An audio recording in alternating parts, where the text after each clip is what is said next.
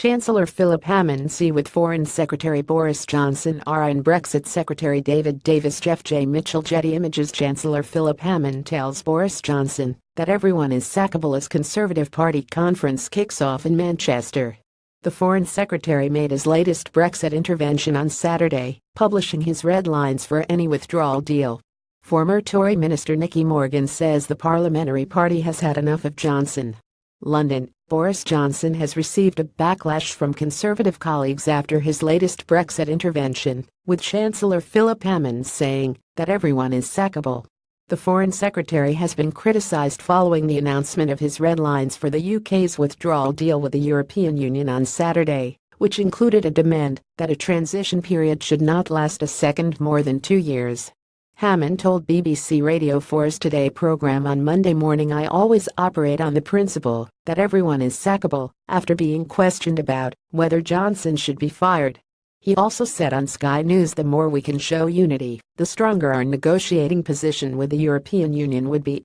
Johnson's intervention dominated the first day of the Conservative Party's conference in Manchester, which Prime Minister Theresa May hopes to use to stabilise her premiership after a turbulent summer.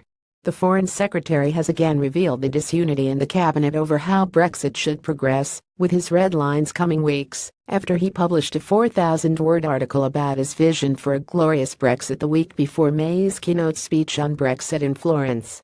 His support for transition being as short as possible puts him at odds with both May and Hammond, who are keen to provide enough time for British business to adjust.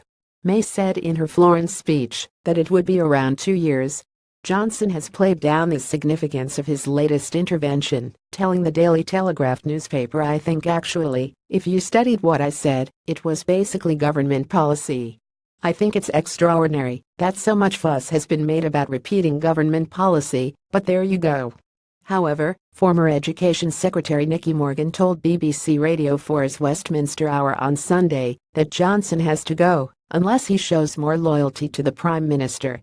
If he can't stop setting down arbitrary red lines, then yes, he has to go. The Parliamentary Party has had enough, and actually it is now time for everybody to get back on track. Business has also criticised Johnson over his apparent disloyalty with the British Chamber of Commerce's Director General Adam Marshall, accusing him of destabilising the government.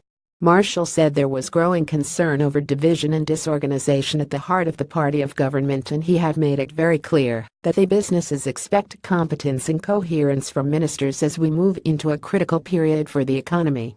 Last week Johnson was boosted by a new poll that showed he was the favourite amongst Conservative members to become the party's next leader.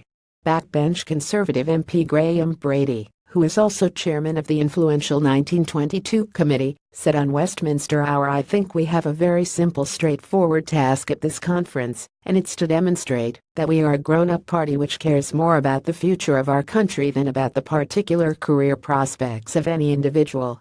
May insisted on Sunday that the cabinet were behind her on Brexit, saying she had a cabinet united in the mission of this government.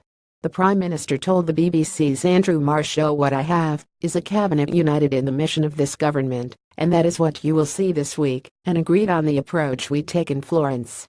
Boris is absolutely behind the Florence speech. "You've seen what he is saying,